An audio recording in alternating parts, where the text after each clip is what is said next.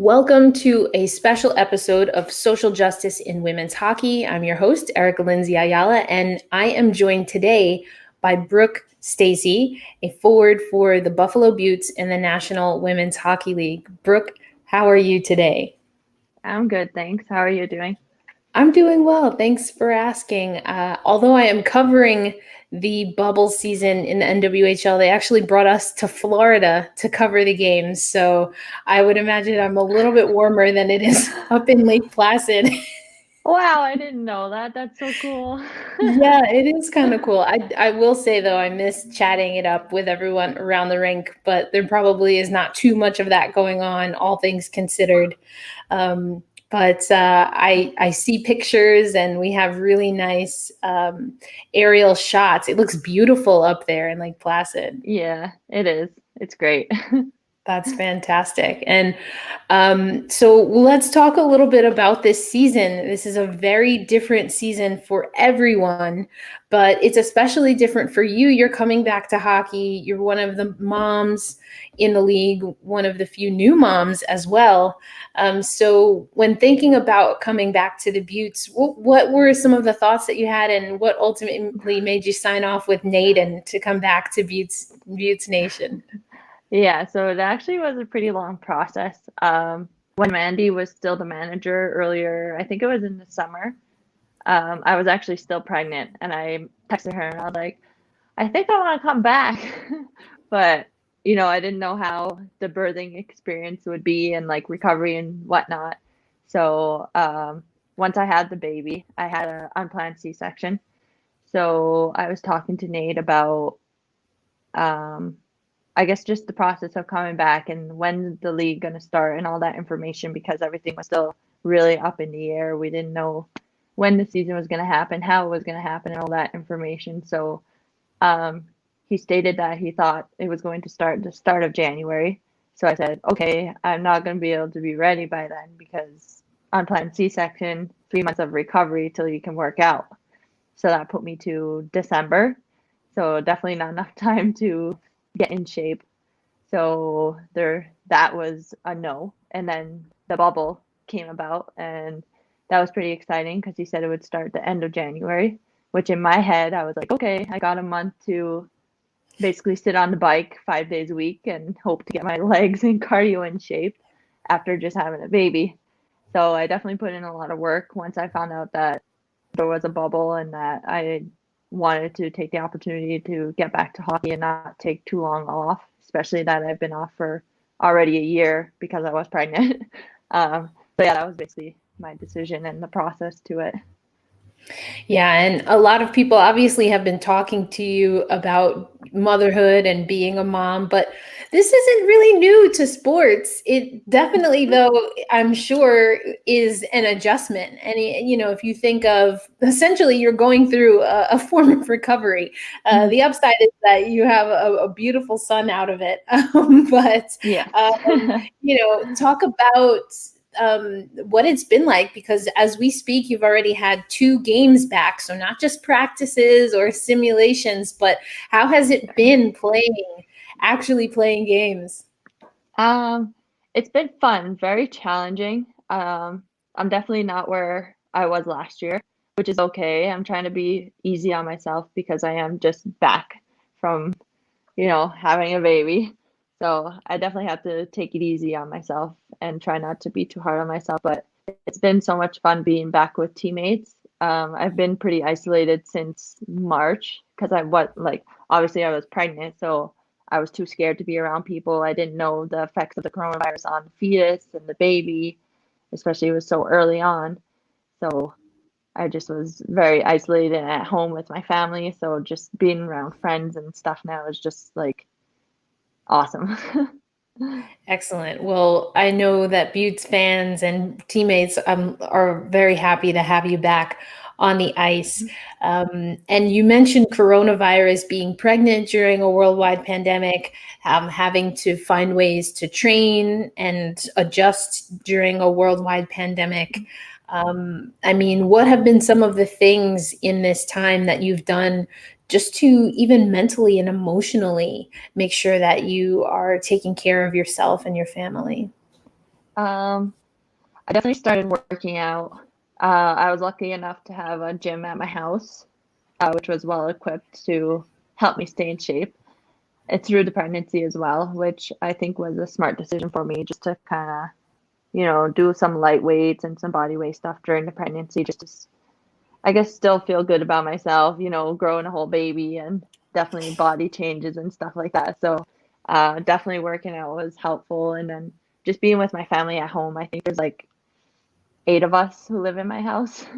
So definitely a lot of distractions and just hanging around with the family. And then I had my nephew was born in February, so we had a baby in the house Oh, too. Yeah. oh wow. So yeah, so that definitely helped just having that distraction there.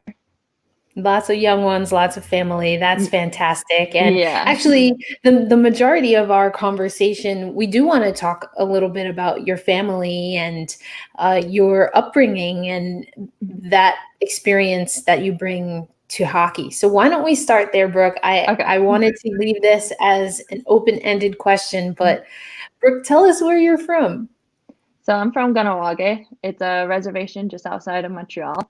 I did grow up there, and I started in school just learning kanien'kehá, which is a native language for the reservation. And I only learned Mohawk from grade till up to grade 6. So at home I was speaking English, but at school I was speaking, reading, and writing in Mohawk. So I only started to learn English in grade 7 for reading and writing. So that was pretty challenging, the transition from a Mohawk immersion school to English and French. So I think that, I guess, was just something I had to take on, you know. But it was definitely a different experience, I think, than most people just with that transition alone. Um, I definitely was more into like our traditional experiences and ceremonies when I was younger, just because I did live on the reservation. And so going to Longhouse and stuff like that, which is where our ceremonies are held on the reserve. But I did move away when I was 13, or I think I was 14 actually. But I moved to Ontario for prep school, and I thought that was when I became more distant from Longhouse and ceremonies. I felt like I didn't have like a big friend group, which I think would have made me more comfortable to also attend ceremonies. So I think that definitely affected like me staying within the culture more and stuff like that. So that was kind of my upbringing. And there are a lot of things that I hope we'll be able to explore, but I don't know much about north of my border in New York, which would be Canada. Yeah. But I know enough history to know that there are, especially in certain provinces, there's a focus to speak a certain language and that's essentially institutionalized. But I Yeah. also know that similarly to other groups that we've seen where I'm from in the United States, that there's also dissuading groups from speaking their language that is from their culture, Mhm. and that can really impact a lot of people. I know my mother, her parents grew up in Cuba, so she spoke Spanish at a young age, and that became something that was difficult for her growing up here in the United States in New York, even though she was born in the United States. And I wonder if you can maybe take us through what that experience was like, because at a young age you were learning multiple languages, but then again had to integrate, as some would say, to be able to then learn an additional language. So what does that tell you about the history of your community and the area in Canada that you were growing up in? Yeah. So there a lot of my childhood I actually don't remember. I like hear stories from like my auntie who I spoke the language with, and she was like my kanien'kehá teacher, and I just spent a lot of time with her, and she was the person in my family who I would speak kanien'kehá to, because she was basically one of the only ones who did speak. My dad ended up going to I think it's a 2-year Mohawk program that they have for adults in our community, but I never ended up speaking to him in kanien'kehá. So I think that also influenced me losing the language really quick, is me separating from that person that I was able to talk to, and also school. So it was definitely difficult. And then obviously the province of Quebec is all French. So once you leave the reserve, everything is French. I still go in grocery stores or like road signs, and like it's all French, and I'm like, I don't even know what that means. So that's definitely difficult. I think a lot of people on our reserve they want to learn the language, but they also know that if they want to work outside of the reserve, they need to know French. So it's definitely, I mean, it's manageable. You can learn more than one language, but it's definitely difficult. I know personally, like, I was in French for 3 years, and I know like hi, bye, just the simple things. So it definitely, I think, takes a lot of effort to learn basically 3 different languages if you want to be English, kanien'kehá, and French. So, but if you want to stay on the reserve, then, I mean, you can learn kanien'kehá and English, and then it'll be okay. But obviously, we're in Quebec, so it's kind of, if you know what you want to do with your life, then it might be easier to make that decision. But yeah. And on this series, Social Justice in Women's Hockey, in different contexts, I've spoken to athletes about this concept of essentially certain people being able to be accepted in almost any community or room that they walk into, and then the high expectation of others to, again, using words, integrate, assimilate, or push aside, even for that moment, to do that code switching. But a lot of times that comes from communities of color or other marginalized communities being asked to adjust to whatever the perceived or real, social norm is. But we're having conversations in the world now about people opening up to having conversations about culture, about race, and about racism. And it still seems as though those who are most negatively impacted by racism in particular are still being asked to code switch, to navigate their language into what is the accepted and expected way of talking about racism, which I would argue is to not talk about it at all. And so, Brooke, I wanted to use that to talk a little bit more about now where you are with the National Women's Hockey League. And again, you've played 2 games, but you are one of the handful of athletes that has been kneeling during the national anthems. And there's now a Canadian team. So for some games, we hear both the Canadian national anthem and the United States Star Spangled Banner. I just want to first get your reaction to, again, that idea of having to code switch, even in the context of talking about racism, and what your thoughts on that are. Yeah, good question.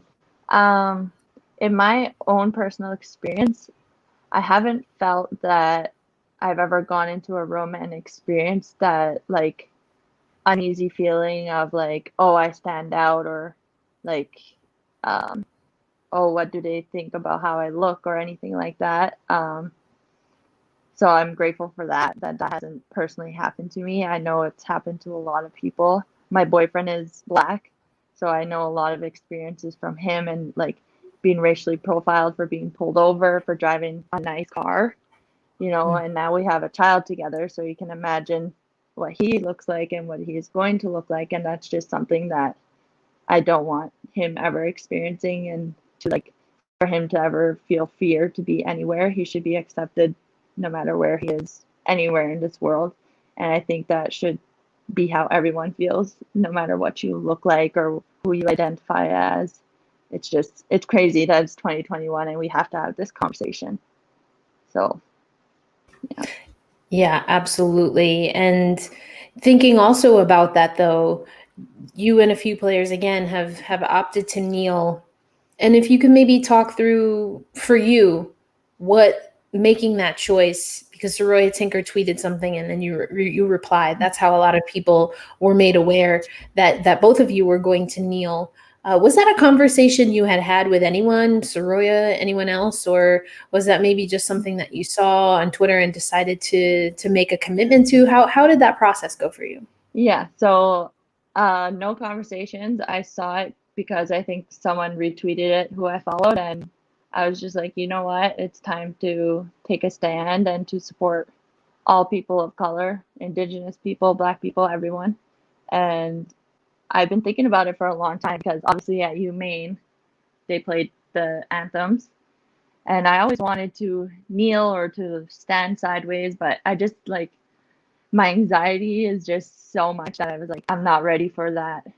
I guess it felt pressured. So I didn't want to like have that, um, I guess, like pressure on myself. And then I knew that people would question it. And I felt that I wasn't like self confident enough in my thoughts and how I felt about everything going on. So I think it just took a while for me to just get out of my comfort zone and to finally just be like, it's time just to stand to what you believe and that um, that racism is alive and it shouldn't be, and to stand against it. You talked about your family, your immediate family, the family that you're growing with your boyfriend and your son.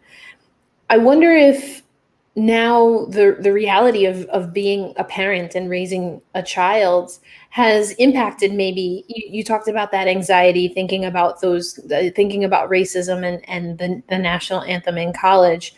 Do you think that starting a family and having that as a very real and present reality has maybe changed how you perceive, how you want to talk about and act upon racism?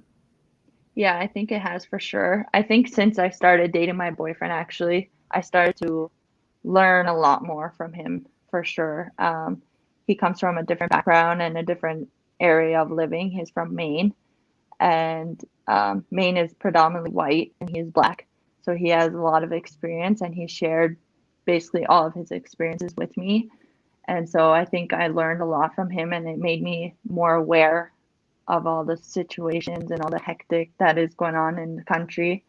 And so I think definitely starting a family with him made me more aware and that I just need to be out of my comfort zone about this. And also, I shared with my mother's experience. Her experience as a child impacted how she raised her daughters, me and my two sisters. And she and my father, whose family is from Puerto Rico, they opted not to teach us Spanish because of the political and social culture and climate that they experienced as children. They didn't want us to have that experience. But Brooke, I wonder, again, thinking about your family and the decisions that you and your boyfriend will make regarding your son, have you had conversations about language and culture and what types of things you want to integrate, whether they are intimate to your families collectively or maybe just outside of your culture that you want your son to know? Yeah, we've definitely talked about it. We're still trying to figure out um, where we want to live, and that we definitely want to pick an area that is suited for the three of us. Um, we want to start learning kanien'kehá. I was fluent before, but I definitely lost most of the language. I still know a little bit, but we definitely talked about wanting our son to know the language and hopefully we can learn with him. So obviously Dylan doesn't know the language. I know it a little better than him, obviously, but we're both just trying to learn. And I think as the baby grows older and hopefully he goes to school on my reservation, but we don't know yet because we don't know where we're going to live. So if we do move away, it's going to be more on us to learn the language and then teach him.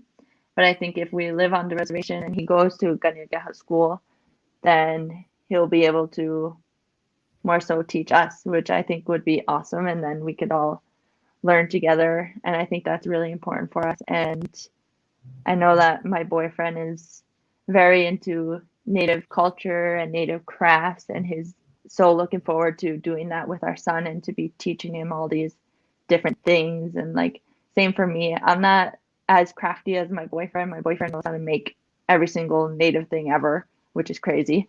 but he's just really looking forward to that. And then it's going to be awesome for him to be doing that with our son, and he's just going to be as knowledgeable as his father is.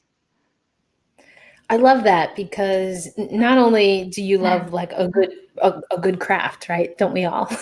But Yeah. I think also, yeah, I think also this commitment to learning and to exploring, and there's somewhat of a vulnerability in that, including again that history of maybe feeling shut out or shut down because French was difficult, or learning Mohawk or English, as you mentioned again.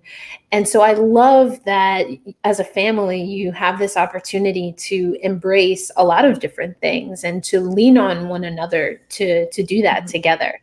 And so, given that's your, again, your intimate and immediate family experience, Brooke, when having conversations about racism, there are a lot of opinions, quite honestly, about people who are from a group of people, so essentially white, mostly white people, how white people can or should talk about racism. And I just want to open that up. You have talked about Indigenous history. There is unfortunately a reprehensible history of that in North America, treatment of multiple groups, including Indigenous and Native communities. What makes sense for you as far as moving the needle forward? Because I always like to say that I don't know how much we need to, as you mentioned, in 2021, continue to talk about all of the harms and the violence that's perpetuated, although that's very real. But sometimes I just want to say, can you like pick up a book or watch a documentary? Like, this stuff is still happening, not to mention that a lot Yeah. of people, like the two of us, are constantly asked. So sometimes, if I'm being honest, I like to stay away from that conversation. But I am very interested in having the conversation about, well, what happens next? And again, it's, even though I pointed out, white people or people who identify as white, I think, again, what I love about your family story is that in your unit, you're also taking responsibility for learning your own culture, learning other cultures. So what would you like to see happen from here? You and other players are kneeling. There's conversations happening at the NWHLPA, conversations like the one you and I are having. But what will progress look like if you had to outline it? Oh, Big that's a question. big question. Yeah. Um, um, I think there's still a lot of work to do.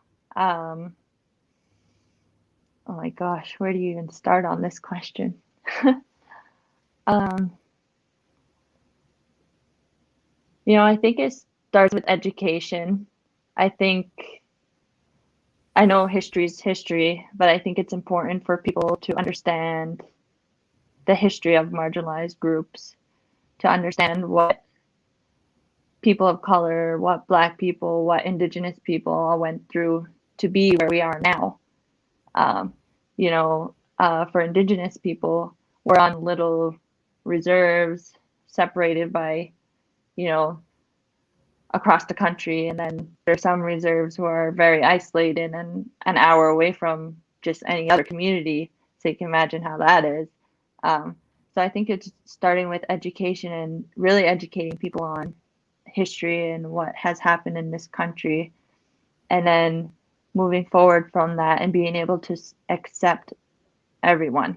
There's no need to marginalize people anymore. And I think it starts within communities where communities need help. I think that there are Indigenous communities, Black communities that aren't doing well. And there's some Indigenous communities who don't have drinkable water and who have toxic water that they're not able to drink or shower in. Like, it's just crazy. So I think it starts with history and then helping the communities and then everyone just accepting one another. Yeah, I think, again, the institutionalized marginalization of communities unfortunately is a conversation that not everyone's willing to have. Some people think it's too political, or some people think we're too far from that history of, when the harm was initiated. But there's something very real about generational racism, the impact of generations of pollutants, or again, bad policy on the earth and the environment.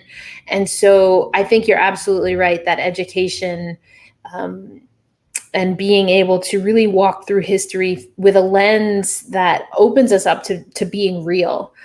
Because again, and now you've got me thinking about my comment, history, I'm like, go read a book, but also like not just any book, because, there are plenty of, yes. that part, right. There are plenty of textbooks or language. Again, I'll put it this way. There's an African proverb that I love to share, and it says something akin to, we won't ever know the truth until we hear the lion's story.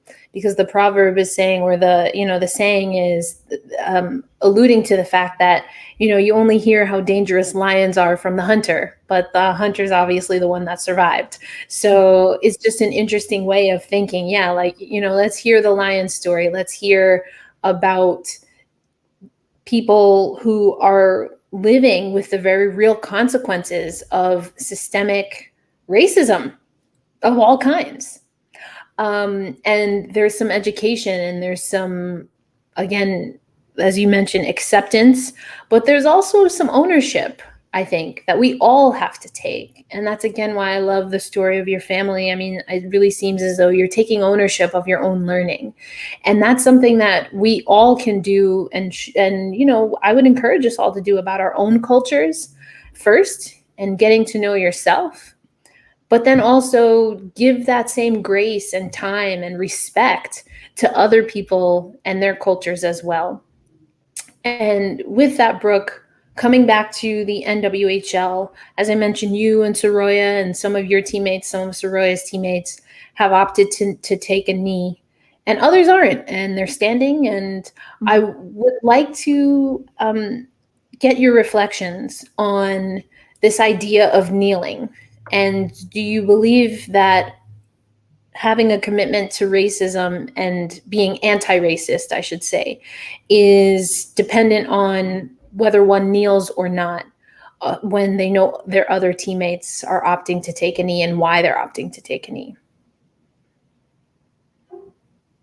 I actually had this conversation with my team because it came up in one of the meetings, and so we were just discussing, why someone will stand, why someone will kneel, and the end, I guess, result of the meeting was that we all want racism to end, whether we are kneeling or standing. Some people in the league have family members who are military, and so I completely respect their decision to stand, and they completely respect my decision to kneel. But the main goal is that, and the main focus is that we all want racism to end, and no one is for racism. So that's definitely an important thing for people to know, because there is only a couple of people kneeling and a lot of people standing, which is completely fine. But I think it's a unity, and I think everyone is supporting each other with the goal of ending racism. And, I don't even know that I explicitly asked, or maybe if you could just reiterate, but I would like to, for the sake of those who might wish to misinterpret, or maybe generalize your specific reason for kneeling, if maybe you could say that again, Brooke. What does kneeling in this season, the 2021 bubble with the Buffalo Beauts, mean to you? Why is this an action that you are taking very consciously?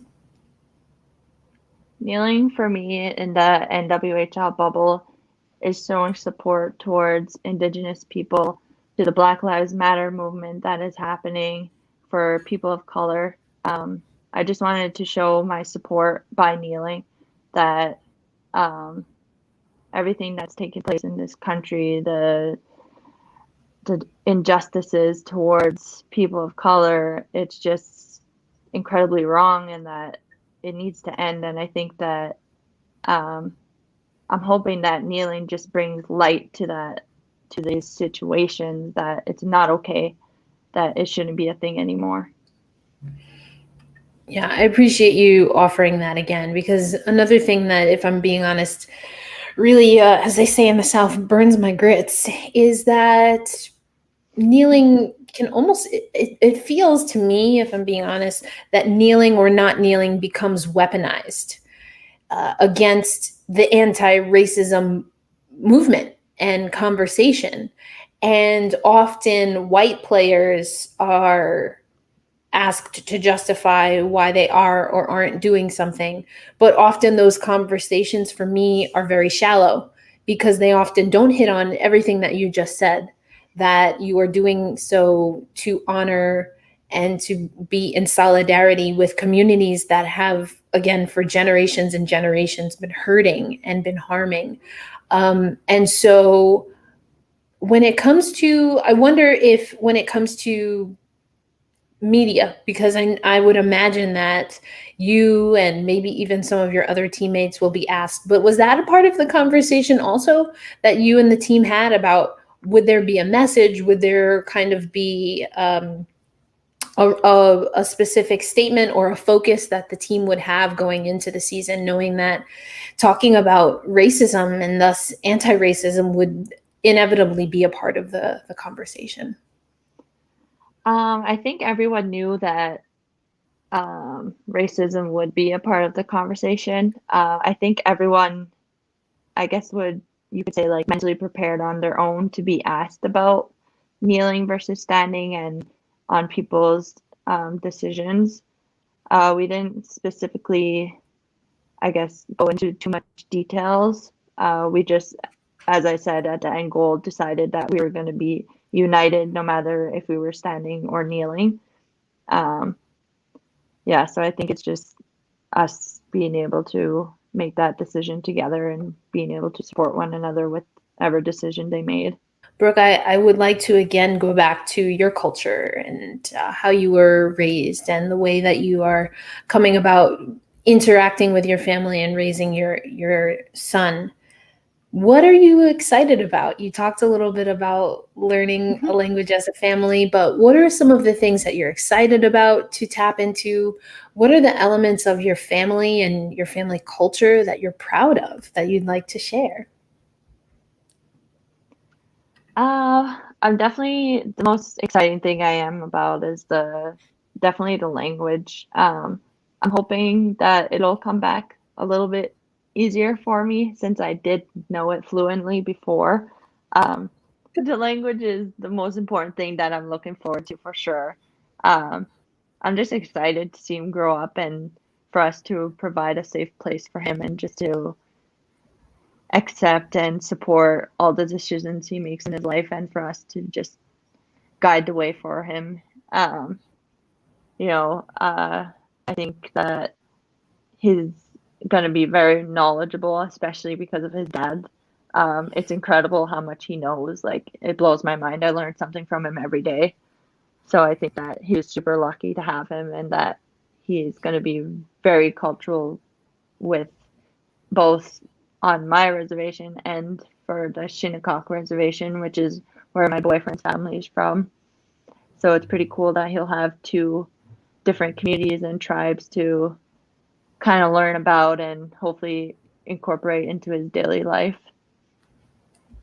That's fantastic. Again, I really just love that you and your family are taking that opportunity. And, you know, I think, Brooke, what I wanted this conversation to be, hopefully, was to realize that racism impacts all of us.